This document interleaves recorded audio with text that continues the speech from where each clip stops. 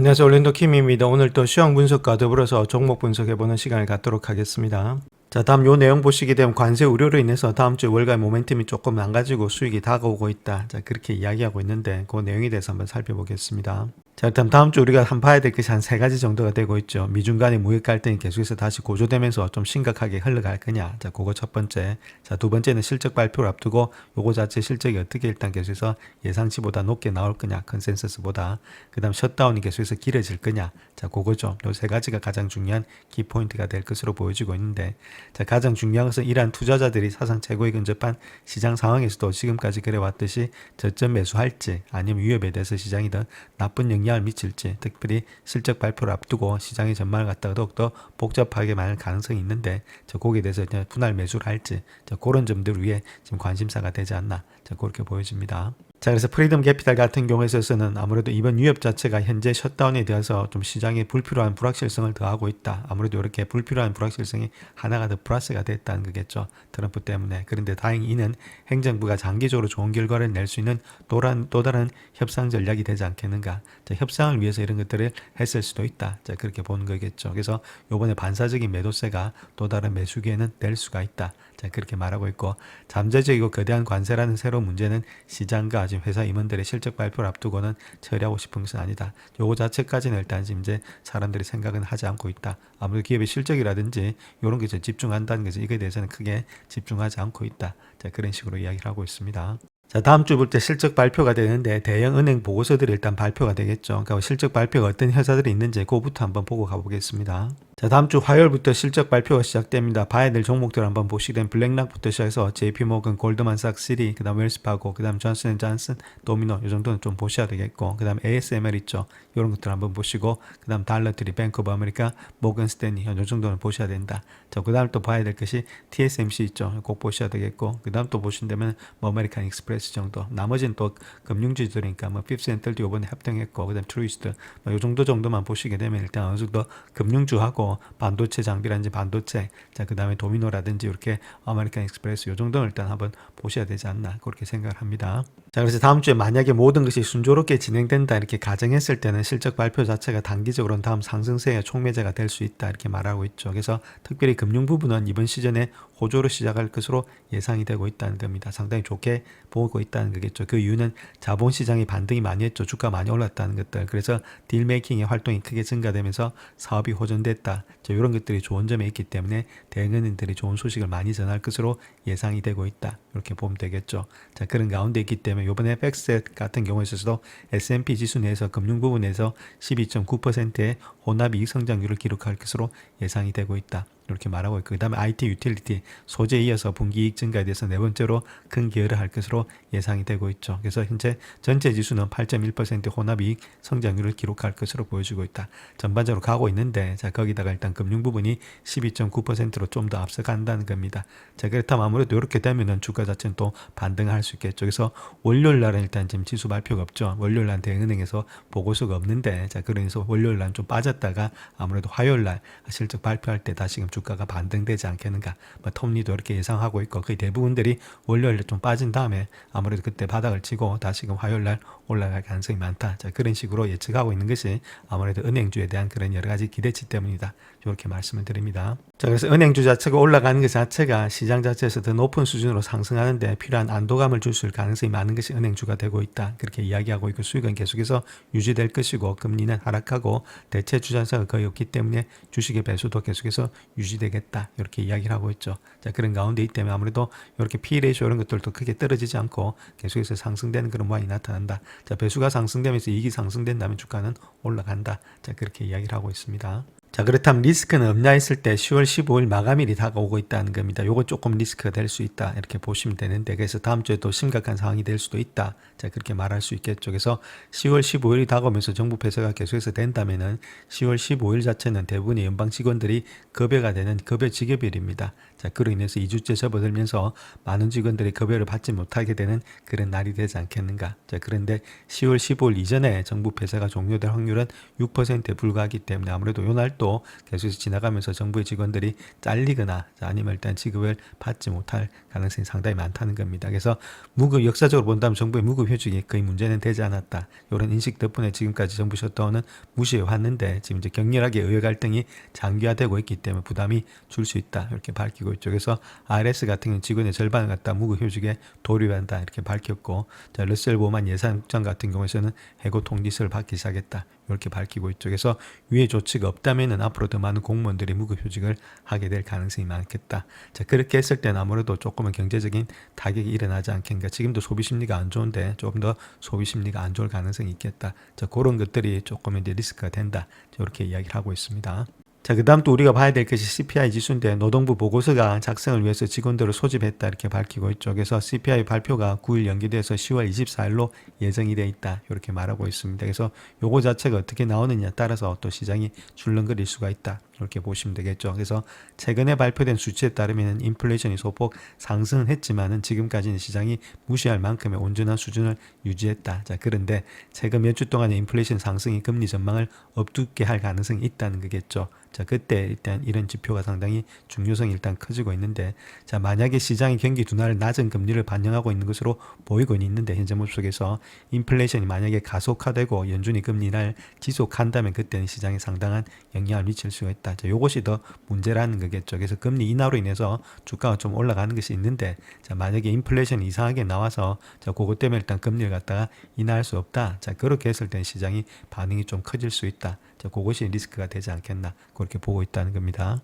자, 그 다음 또 하나 생각해 봐야 될 것이 지금 이 거품인지 아닌지 그게 대해서도 한번 봐야 되겠죠. 그래서 금이 역대 최고치를 경신했다는 것들, 특별히 전 세계 중앙은행들이 미국에 대한 신뢰를 잃으면서 투자자들이 미국의 달러 대신해서 금괴를 선택하고 있다. 그런 불가치 거래가 일어나고 있다는 것들, 이런 것들 좀 거품 진화가 되지 않겠나. 자, 그렇게 보여주고 있고, 무엇보다도 밈 ETF 있죠. 실적이 없으면서 올라가는 주식의 ETF가 반등했다는 것들, 이런 것들이 시장에 조금은 정점일 수가 있다. 자, 그렇게 밝히고 있습니다. 자, 그래서 현재 많은 사람들이 90년대 닷컴 버블의 붕괴 직전 아니냐, 초창기 인터넷 기업들에 대한 투자 열풍을 해서 시장이 부풀어 올랐던 그런 상황이 아니냐. 자, 그렇게 이야기하고 있죠. 별투 준슨도 지금 이런 상황이기 때문에 조금 있다가 좀 더 한 번 더 크게 올른 다음에 주가가 빠질 것이다. 자, 그렇게 이야기하고 있는데, 이러한 암울한 전망에도 불구하고 시장에서 투자자들은 손은 떼지 않고 있다는 거겠죠. 그 이유는 많은 사람들이 데이터 센터 구축에 대한 막대한 투자가 집행됨에 따라서 AI 랠리가 당분간은 지속될 것으로 확신하고 있다. 자, 그렇게 말하고 있죠. 그래서 이번에도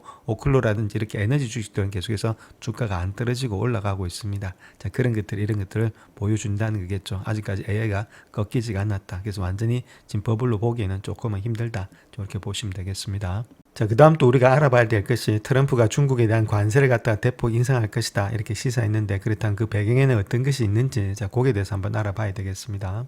트럼프가 트루소셜에 이야기했던 내용을 보시게 되면 관세를 갖다 엄청나게 인상할 거다, 뭐 100% 이상할 거다 그렇게 이야기를 했고, 그 다음에 2주에 한국에서 만나는 것들 만나지 않겠다, 시진핑 만날 이유 없다, 자, 그렇게 말했죠. 그 이유는 히토류 광물 문제에 있다. 자, 이걸 가지고 지금 이제 매우 적대적하게 변하고 있고 무기화하고 있다. 저 세 가지가 아무래도 주된 표현이었다 이렇게 말씀을 드립니다. 자, 그래서 트럼프 같은 경우는 100% 관세를 부과하면서 11월 1일부터 시행하면서 필수 소프트에 대해서도 일단 수출 통제도 함께 하겠다. 자, 그렇게 이야기를 하고 있죠. 원래는 보시게 되면 저번에 지난 여름에 중국은 미국에 히토류 수출을 허용하겠다 이렇게 발표하면서 긴장이 완화되면서 미국 주식이 상승되는 그런 조치가 되고 있었죠. 근데 요번에 보시게 되면은 자, 아무래도 중국 경제 전문가인 자, 알라리아 마조코 같은 경우에 있어서는 이번 주 초에 워싱턴에서 열린 그런 행사에서 전반적으로 느낀 점을 본다면은 중국은 미국과의 관계에서 히토류 수출의 통제라는 정말 큰 새로운 변수가 생겼다고 상당한 자신감을 보였다는 겁니다. 그래서 베이징에서 이것을 정말 강력한 무기로 보고 있다, 히토류 자체를. 그래서 아마도 이건 첫 번째 트럼프 행정부와는 조금 다르다고 생각하고 있다는 거겠죠. 요거 자체를 지금 이제 트럼프가 뒤통수를 맞았지 않았나. 자, 그렇게 보여주고 있습니다. 중국에는 상당히 히토류에 대해서 무기다, 상당한 무기다 이렇게 생각하고 있기 때문에 요걸 가지고 반도체라든지 모든 것들 갖다가 좌지우지할 수 있다. 자, 그렇게 이미 생각을 하고 있었는데 아무래도 트럼프 같은 경우는 이걸 생각하지 못하고 있었다. 자, 그런 식으로 이야기를 하고 있습니다. 자, 그래서 트럼프 같은 경우에는 마침내 무역전쟁에서 지고 있다는 사실을 이제야 깨달은 것 같다 그렇게 이야기하고 있고, 그래서 그가 반격할 때인데 금융제재라든지 이런 것들, 그 다음에 그런 방향으로 좀 나아가지 않겠는가. 자, 그런 식으로 조지타운주 대학교의 바이든 행정부 관리였던 그 교수가 지금 현재 소셜미디어에서 이렇게 이야기를 하고 있습니다. 자, 그 다음 또 에버코 ISI 같은 경우에는 미국의 대중국 수입이 한 30% 이상 감소됐는데 그럼에도 불구하고 중국은 여전히 미국의 네 번째로 큰 수입국이다. 그렇기 때문에 상당한 국내 영향이 있다. 그렇게 이야기를 하고 있죠. 자, 그런 가운데 이때 마지막에 또 최종 회담 앞두고 말이 맞긴 바꿀 수가 있습니다. 자, 그런데 선택 가능한 방안으로 본다면 트럼프 대통령이 할 수 있는 것들이 아무래도 반도체 장비 정도에 집중될 가능성이 있겠죠. 이런 것들의 수출의 통제, 반도체 장비를 좀 통제한다든지 환적 관세 이런 것들을 구체화할 수가 있다는 거겠죠. 이런 것들하고 더불어서 좀 희토를 가져와야 되니까 그 다음에 대두도 좀 가져와야 되고 하니까 약간의 딜이 있지 않겠는가. 자, 그래 인해서 합의점을 찾아갈 가능성이 좀 있지 않겠나. 자, 그렇게 보여지고 있죠. 그래서 하나의 또 트릭이 될 수도 있다. 자, 그렇게 밝히고 있습니다. 자, 오늘 반도체 지수 한번 보시게 되면 일단 오늘 장에서 S&P 500 지수는 한 2.7% 정도 하락을 했는데 반도체만 6.31% 많이 하락을 했습니다. 그다음 반도체가 완전히 끝났는지 그것만 알아보시면 되겠죠. 그래서 직전 고점을 돌파하면서 내려왔는데 자, 이거 자체를 통해서 우리가 반도체가 완전히 끝났는지 그래서 TSMC라든지 엔비디아 이런 걸 통해서 한번 알아보겠습니다. 그래서 이런 식으로 삭스가 이렇게 되고 있기 때문에 필반 지수가 우리가 삭스 같은 거 이렇게 하시면 안 된다. 누차 말씀을 드렸죠. 감당이 안 된다는 겁니다. 한번 내려오면은 오늘 장에서 보시게 되면 내려왔던 폭을 본다면 19%가 하루 만에 일단 폭락을 하죠. 20%를 갖다 이렇게 감당할 수 있는 그런 능력이 안 되면은 이런 것들을 하시면 안 된다. 이렇게 말씀드립니다. 올라갈 때는 많이 먹는 것 같은데 한 번에 폭삭할 가능성이 많다는 거겠죠. 그래서 이런 걸 견디기 한 두 번, 세 번만 이렇게 되면은 60%, 70% 이렇게 하락하는 게 일도 아닙니다. 그렇기 때문에 웬만하면은 세배 레버리지 하면 안 된다. 이렇게 말씀드립니다.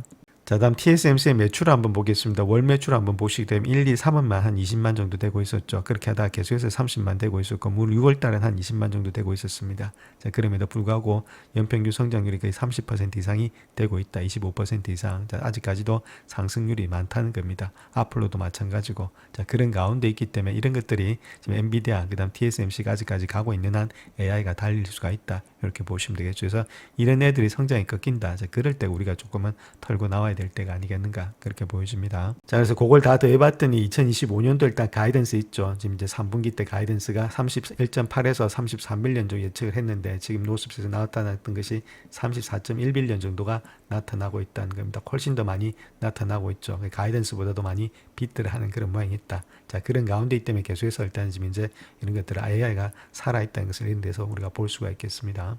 자, 일단 TSMC의 매출의 성장이 언제쯤 꺾이는지 거기에 대해서 한번 보겠습니다. 2025년도는 27% 정도 되고 있고 그 다음 여기는 2026년도는 17%, 18%, 그 다음 여기도 2027년도에도 한 19% 정도 되고 있죠. 근데 실질적으로 많이 꺾이는 것은 2028년도 정도 되면 한 11% 정도 꺾인다는 겁니다. 저 그럴 때 매출의 성장이 조금은 줄어든다는 거겠죠. 그 다음에 2029년도도 10%고 그렇기 때문에 2027년도까지는 아무래도 일단 매출의 성장률이 20% 정도 두 자리 숫자 나오기 때문에 그때까지는 달리지 않겠는가. 주식은 적어도 2026년도 중간이라든지 27년도 초까지는 계속해서 달릴 수가 있다. 이렇게 말씀드립니다. 자, 현재 TSMC의 P 레이쇼 한번 보겠습니다. 22배수 정도 되고 있죠. 자, 22.82 정도 나타나고 있는데, 자, 그걸 한번 비교해 보겠습니다. 아직까지 이건 변환이 안 된 거고, 그 22배수니까 5년 평균치하고 비슷하다 이렇게 보시면 되겠죠. 지금 내려왔고, 그 다음에 여기 패그 배수 보시게 되면 아무래도 한 29% 정도 하락이 돼 있다는 겁니다. 성장이 아무래도 섹터 평균보다는 상당히 높게 형성이 되고 있죠. 자, 그렇다면 이 정도로 일단은 형성돼 있다는 자체는 아무래도 지금 이제 밸류에이션이 고평가돼 있다 이렇게 보기는 힘든 모양이 있습니다. 자, 오늘 장에서 내려왔기 때문에 자, 그렇다면 이렇게 밸류에이션도 지금 이제 저렴하다. 자, 그렇게 했을 때 우리가 한번 저점에서 분할 매수에 들어갈 시점이 아니겠는가 그렇게 볼 수가 있겠죠. 자, 그래서 TSMC의 2026년도 EPS 한번 보겠습니다. 11.51 정도 되고 있고 2027년도를 본다면 14.17까지 되고 있죠. 자, 그렇다면 요거하고 배수를 한번 보겠습니다. 아까 말씀드렸지 배수는 섹터 평균이 25.75, 그 다음에 5년 평균이 22배수니까 뭐 25배수 정도 주면 되겠죠. 자, 그런 가운데 있고 그래서 11.51입니다. 그래서 11.51에다가 지금 모습에서 여기다가 25배수 정도 해주면 되겠죠. 자, 그렇게 했을 때 적정 주가는 287불 정도가 되고 있다 이렇게 보시면 됩니다. 현재 모습에서 287불 정도가 현재가가 될 수 있겠고 자, 그 다음 때는 아무래도 조금 더 시간을 보면서 길게 우리가 일단 투자를 해야 되니까 자, 그것보다는 지금 이제 14.17 있죠. 요걸 갖다가 아무래도 25배수 정도 해주면 되겠죠. 이건 2026년도 거를 예측을 합니다. 그래서 한 354불까지 가지 않겠는가 그렇게 볼 수가 있다는 겁니다. 자, 그렇다면 287불에서 354불 갖다가 우리가 한번 봐야 되겠죠. 자, 어느 정도가 되고 있는지 자, 거기에 대해서 한번 보겠습니다. 그래서 284불이니까 요 정도 287불이니까 이 정도 되고 있죠. 287불이니까 지금 현재가 정도가 될 것으로 보여지고 있고, 그 다음 두 번째는 아무래도 354불이니까 이보다 훨씬 더 많이 올라갈 수가 있겠죠. 자, 이 정도가 일단 될 것으로 예측이 되고 있다는 겁니다. 자, 그런 가운데 있기 때문에 이 정도로 일단 먹을 폭이 많으니까 이 밑으로 내려왔을 때 있죠. 결론적으로 봤을 때 좀 더 빠진다면 그럴 때부터는 조금씩 담으셔서 길게 보시면서 들고 간다면 충분히 먹을 것이 많이 있지 않겠는가. 자, 그렇게 볼 수가 있겠습니다. 그런 가운데 있기 때문에 스토캐스트인 것들 내려올 때 있죠. 그 내려올 때 조금씩 담으셔서 길게 보시면서 들고 가는 전략 했을 때는 충분히 더 많은 이익이 볼 수가 있다. 지금도 고점에서 본다면 내려온 폭이 한 8% 정도 되고 있으니까 8, 9% 약간 더 빠진다면 10% 정도 조정받고 다시금 올라가지 않겠는가 그렇게 보여집니다. 자, 다음 엔비디아 한번 보겠습니다. 엔비디아도 좀 많이 내려왔죠. 자, 그런 가운데 있고 이때까지 잡지 못하신 분들 좀 내려올 때마다 우리가 잡아가야 되는데, 그렇다면 지금 배수를 한번 보겠습니다. 지금 현재 한 32배수 정도 되고 있죠. 오늘 장에서 그만큼 많이 내려왔다는 겁니다. 주가 자체가 빠졌으니까. 그래서 지금 보시게 되면 이걸 아직 안 고쳐진 거고, 자, 그래서 패그 배수 보시게 되면 1.19 정도 되고 있죠. 그런 가운데 있기 때문에 성장률이 상당히 좋다는 겁니다.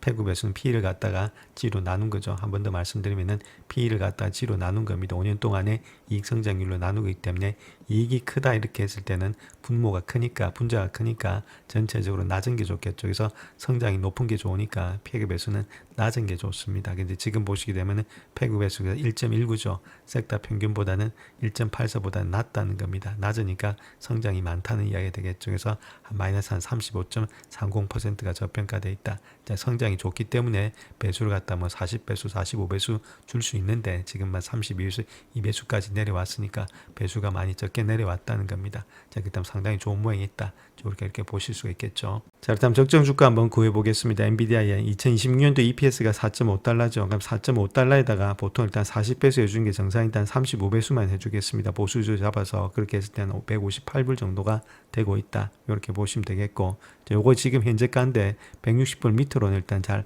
내려올 가능성이 별로 없다는 겁니다. 자, 그런 가운데 있는 것이 지금 현재 가격이 될 것으로 보여지고 있다. 이렇게 보시면 되겠고, 자, 그 다음 또 우리가 봐야 될 것이 2017년도 있죠. 그래서 6.37달러입니다. 그래서 6.37달러에다가 지금 이제 35배수 해주면 되겠죠. 자, 그렇게 했을 때는 적어도 223불까지는 가지 않겠는가 그렇게 볼 수가 있겠습니다.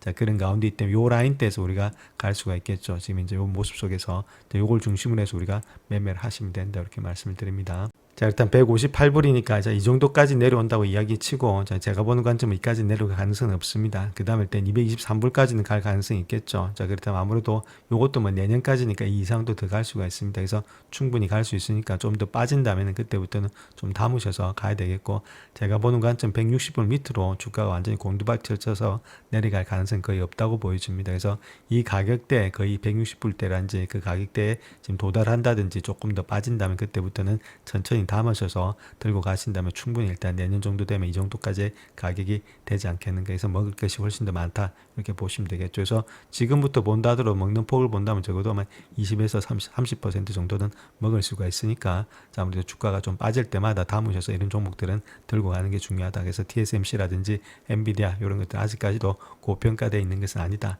이런 식으로 말씀을 드리겠습니다. 영상을 끝까지 시청해 주셔서 감사합니다. 영상이 도움이 되셨다면 구독과 좋아요 부탁드립니다. 감사합니다.